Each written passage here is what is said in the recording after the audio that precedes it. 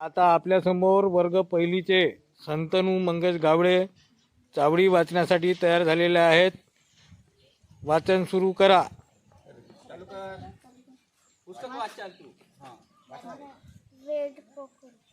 वेडको करू खूप थकलं, येताना घरी वाट चुकलं, अंधार बघून भलतच भ्यार, दमून दमून झोप आलं, शेवटी एकदा घर दिसलं, वेडको करू गोड हसलं, डोक ठेवून गवताच्या उशीत, हळूच शिरलं आईच्या खुशीत.